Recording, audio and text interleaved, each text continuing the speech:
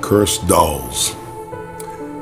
We are fascinated by them as much as we fear them. Some look harmless and even beautiful on the surface, yet others look downright terrifying and menacing.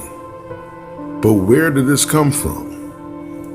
Of all of the cursed objects in the world, how did dolls end up on the list? Interestingly enough, we need to start thousands of years ago in ancient Egypt. Enemies of King Ramses III, for example, tried using wax images of his likeness to cause his death. The dolls in this ritual were said to be alive and would curse anyone who bore a resemblance to that person. Wow. Leave it to the ancient Egyptians to start up another undead mystery, right? Of course, in modern times, there are famous cursed dolls that TV and movies have been made upon as a result of these dolls' legends. Haunted or cursed dolls exist in every culture worldwide. We're going to go down a list of some haunted and cursed dolls right now. One famous cursed doll, first on the list, is Robert the Doll. Robert can be found in Key West, Florida, in the East Martello Museum. It should be noted that he was the actual inspiration for Chucky, the menacing doll in the movies. And of course, our list of cursed dolls would be incomplete without the famous, or should I say infamous, Annabelle. Annabelle was actually a Raggedy Ann doll. It is reputed to be haunted and is on display currently at the Warrens, Connecticut Occult Museum in Monroe, Connecticut. Annabelle is quite popular as there are several movies that have been made about this particular doll. Very scary stuff. And last, but certainly not least, we have Okiku from Japan. This doll is said to be haunted by the girl who once owned it. Her name was Okiku. When she died, her family began to believe her spirit lived inside the doll. Its hair began growing and still does to this day. It is at a temple in Hokkaido, Japan, where a priest trims the doll's hair often. That's also pretty creepy.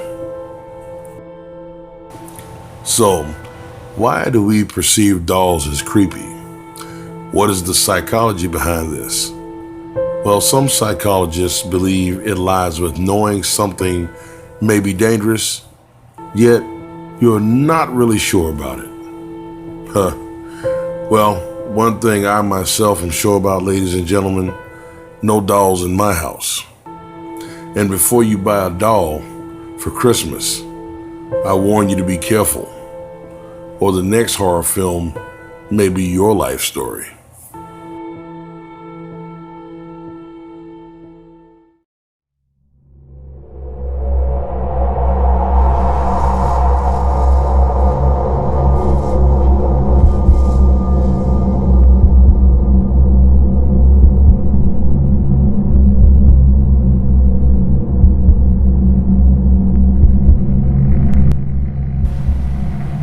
Ghosts, poltergeists, demons, spirits. When we think of the paranormal, we think of these entities. An entity is something that exists and is distinct from other things. Paranormal researchers call them entities for this reason. And these paranormal beings interact with our world in predictable and sometimes unpredictable ways. Here are the different types of paranormal entities, all of which I personally find quite damn scary. Haunting ghosts. Haunting ghosts are usually associated with events such as a widow who has lost her husband to a tragedy such as war, or soldiers who relive battles repeatedly for all eternity, a heartbroken deceased person, or a parent who has lost a child to tragedy. Next on our list, apparitions. An apparition usually is or was a person who was murdered, a sudden death from an accident, perhaps someone who died with extreme guilt over their actions while they were alive, a person who died from illness and they had unfinished affairs. On a personal note, I think there's something to be learned from apparitions who are people who have died with guilt on their heart. There's a lesson there to be learned. And if anything, I think it is that while we're here, we should try our best to forgive ourselves and others. For it's a shame that such a burden be so terrible that even in death, one can't find any peace. Truly a tragedy. I myself have had my own personal experience dealing with an apparition from my hometown where I live. There's a place called Land's End Road, and several times I've seen this apparition, which appears as a light, and it's also known as the Land's End Light, which is said to be a lost soul searching for something. Like I said earlier, it's sad and tragic, but let's move on. Next on our list are poltergeists, which this word translates roughly to noisy ghosts. Poltergeists are considered the manifestation of certain types of activity, sometimes involving living people, and usually telekinesis is involved. Poltergeists are considered by many to be more menacing because poltergeists usually have an effect on physical objects or people. There have been several movies, the Amityville Horror, and of course it goes without saying, the Poltergeist movie series, which I watched those growing up and I thought those were quite frightening, quite chilling actually. And I don't think I would have the fortitude to deal with those entities in those movies.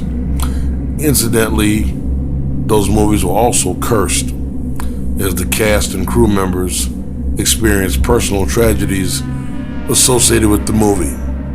Well, that's the legend anyways.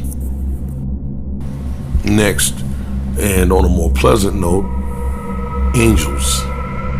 Angels are popular in most religions. Angels are also believed to be God's creations to serve good and light. I do personally believe in angels, and I think angels are paranormal entities that most people are not afraid of, and for good reasons. Angels have nothing but good energy to bring, but that's my personal opinion. I'd love to hear yours in the comments below. Next, and on a more sinister note, we have demons. Demons are believed to be the entities of pure evil and darkness, and of the devil. Some are believed to be fallen angels. Demons can also possess a living being. Demons also physically attack the living. It's truly menacing and frightening into itself, as there have been accounts of people being scratched, bitten, punched, and sexually assaulted in relation to demons. So, what do you think about this? Once again, in the comments section below, I would love to hear your opinion. And on what I believe is such a lighter note, we have elementals. And these surprise me. Considered a natural part of our planet. Number 1 on the list is fairies. Number 2, leprechauns.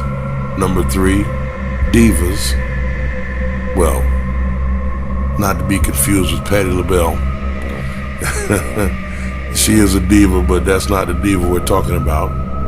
Gnomes, nymphs, and sprites. Wow, how refreshing. But let's move on. Next on our list is, well, something quite fascinating, actually. Wouldn't call it frightening, but very interesting. Tulpas. Tulpas are people or a group of people who can thought project and have their thought projections take physical form in the physical world. Now, that in itself is pretty fascinating. I will have to come later and do some more research on that, because boy, I tell you, if that's actually possible, I'm thinking about $1 million right now. Come on, money. Go money. I digress. Let's move on, my friends. And please let me know what you think about that in the description box below. And of course, ladies and gentlemen, I have saved the best for last. We have vampires and werewolves and genies. Many people across the world have reported some of these paranormal entities in one form or the next. So, do you believe in these entities? Have you yourself had a paranormal experience? Let me know in the comment section below. I would love to discuss the subject with you. Well, people, thank you for watching. And as always, please remember to like, share, and subscribe. YouTube has made some changes lately, so please double check the notifications. Thank you.